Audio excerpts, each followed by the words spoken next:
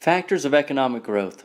In Google Classroom or Edmodo, there's a chart that you can get to help you with notes. Either draw it in your social studies binder or print out the copy. There are 4 factors of production that influence economic growth within a country: natural resources available, investment in human capital, investment in capital goods, and entrepreneurship. Even if you don't know what these words mean, you will by the end of this video. The presence or absence of these 4 factors determine the country's gross domestic product for the year. The gross domestic product is also called the GDP. GDP is the total value of all the goods and services produced in that country in one year.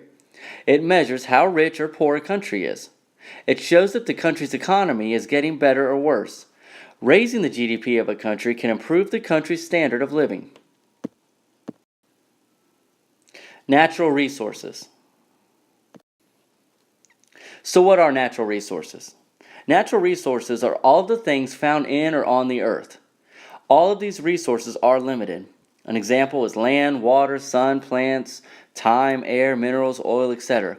Eventually, if not used conservatively, all of these resources can run out. Natural resources are important to countries. Without them, countries must import the resources they need. This can get a little costly. A country is better off if it can use its own resources to supply the needs of its people. If a country has many natural resources, it can trade or sell them to other countries for resources they don't have. Human capital. This is all of the skills, talents, education, and abilities that human workers possess, and the value that they bring to the marketplace. Examples: computer, reading, writing, math skills, talents in music, sports, acting, ability to follow directions, ability to serve as group leaders and cooperate with group members. These are all examples of human capital. A country's literacy rate impacts human capital. That's the percent of the population over 15 that can read and write. Nations that invest in the health, education, and training of their people will have a more valuable workforce that produces more goods and services. People that have training are more likely to contribute to technological advances, which leads to finding better uses of natural resources and producing more goods.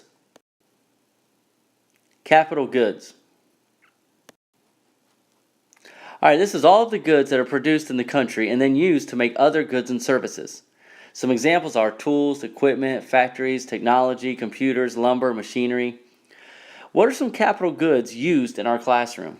Write a few down and we'll talk about it tomorrow. The more capital goods a country has, the more goods and services they are able to produce. If a business is to be successful, it cannot let its equipment break down or have its buildings fall apart. New technology can help a business produce more goods for a cheaper price.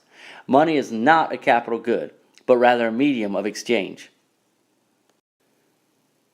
Entrepreneurship. People who provide the money to start and operate a business are called entrepreneurs. These people risk their own money and time because they believe their business ideas will make a profit. They bring together natural, human, and capital resources, produce food or services to be provided by their businesses. Entrepreneurs have 2 characteristics that make them different from the rest of the labor force. 1 is they're innovative, which means they have creative ideas.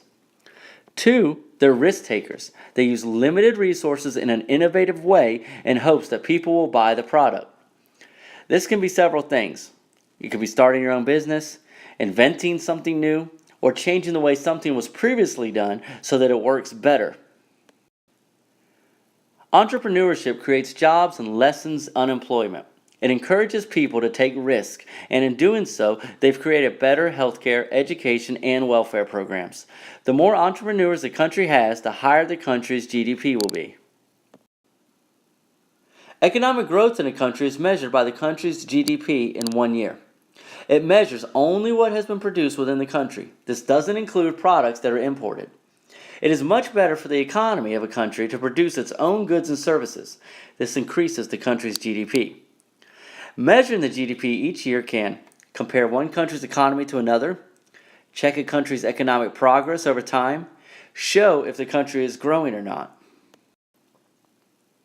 The higher a country's GDP, the better standard of living for the people within the country. In order for a country to have an increasing GDP, it must invest in human capital through education and training. It must produce goods that have value to be sold within the country or exported. Alright, so let's summarize what we've learned. To encourage economic growth and raise the living standards of the citizens, there must be investment in human capital and capital goods. Economic growth is measured by increases in GDP over time. How large a nation's GDP can be is determined by the availability and quality of its natural, human, and capital resources. To increase economic growth and GDP over time requires investments in both capital, which could be factories, machines, and human capital. That's your education, training, skills of labor force.